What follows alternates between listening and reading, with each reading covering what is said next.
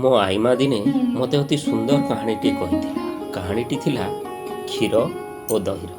ଆସନ୍ତୁ ଶୁଣିବା କାହାଣୀଟି କ'ଣ। ଅନେକ ଦିନ ତଳର କଥା। ଥରେ ପଡ଼ୋଶୀ ଆନ୍ଧ୍ରପ୍ରଦେଶର ଏକ ଜନପଦ ମଧ୍ୟ ଦେଇ ଯାଉଥିଲେ ଜଣେ ସିଦ୍ଧ ସନ୍ନ୍ୟାସୀ। ବାଟରେ ଯାଉଥିବା ବେଳେ ସନ୍ନ୍ୟାସୀ ଜଣଙ୍କର ଆଖି ପଡ଼ିଗଲା ସାଥୀମାନଙ୍କ ଗହଣରେ ଖେଳୁଥିବା ଜଣେ ବାଳକ ଉପରେ। ବାଳକଟିର ନିରୀହ ଆଖି ଦୁଇଟି ଦୃଷ୍ଟି ଆକର୍ଷଣ କରିଥିଲା ସନ୍ନ୍ୟାସୀଙ୍କର। ତେଣୁ ସନ୍ନ୍ୟାସୀ ଜଣକ ଯାଇ ପହଞ୍ଚିଲେ ସେହି ବାଳକ ନିକଟରେ ଏବଂ ତାଙ୍କୁ ଅନୁସରଣ କରିବା ପାଇଁ କହିଲେ। ପିଲାଟି ମଧ୍ୟ ସାଧୁଙ୍କ କଥା ମାନି ପଛେ ପଛେ ଚାଲିଲା। ସାଧୁ ଯାଇ ପହଞ୍ଚିଲେ ଜଙ୍ଗଲ ମଧ୍ୟରେ ଥିବା ଗୋଟିଏ କାଳୀ ମନ୍ଦିରରେ। ସେଠାରେ ପହଞ୍ଚିବା ପରେ ସାଧୁ ପିଲାଟିକୁ କହିଲେ, ମୁଁ ମୋର ଦିବ୍ୟ ଦୃଷ୍ଟିରେ ଦେଖିପାରୁଛି ଯେ ତୁ ଭବିଷ୍ୟତରେ ଜଣେ ବଡ଼ ମଣିଷ ହେବୁ। ତେବେ ତୋତେ ଏଥିପାଇଁ ମା କାଳୀଙ୍କ ଆଶୀର୍ବାଦର ଆବଶ୍ୟକତା ରହିଛି। ଏହା କହି ସେ ପିଲାଟିର କାନରେ ଗୋଟିଏ ମନ୍ତ୍ର ଉଚ୍ଚାରଣ କଲେ ଏବଂ ସେହି ମନ୍ତ୍ରଟିକୁ ଏକାଗ୍ରତା ପୂର୍ବକ ଜପ କରିବାକୁ କହିଲେ। ପରବର୍ତ୍ତୀ ସମୟରେ ସାଧୁ ସେଠାରୁ ଚାଲିଯିବା ପରେ ପିଲାଟି ତାଙ୍କ ନିର୍ଦ୍ଦେଶ ମୁତାବକ ସମ୍ପୂର୍ଣ୍ଣ ଏକନିଷ୍ଠ ଚିତ୍ତରେ ସେହି ମନ୍ତ୍ରଟିକୁ ଜପ କରିବାରେ ଲାଗିଲା। ଏହିପରି ଭାବେ ଦିନ ପରେ ଦିନ ବିତିଗଲା।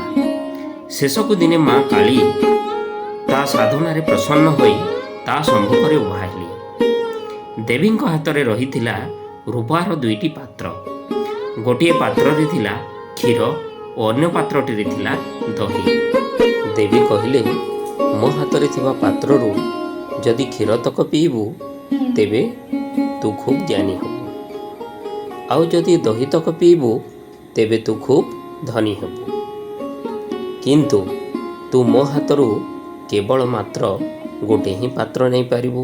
ତେଣୁ ତୁ ଏବେ ଚିନ୍ତା କରି କହ, ମୋ ହାତରେ ଥିବା କେଉଁ ପାତ୍ରଟିକୁ ତୁ ନେବାକୁ ପସନ୍ଦ କରିବୁ।